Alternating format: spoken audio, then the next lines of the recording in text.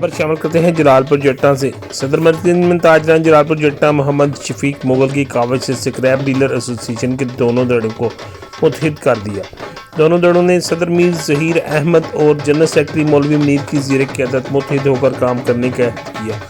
इस मौके पर हसनैन हलील, काशिफ मक्कड़, अरसलान हलील, वकार और जुल्फी भट्ट ने हसनैन हलील और अरसलान हलील के कबाड़खाने वाक़या इस्लामी high school number 2 scrap dealer association Jalalpur Jattan अंजमन के एजाज़ में एक प्रोग्राम रखा और सदर मरकज़ी ताजरान को महमान खصوصی बुलाया।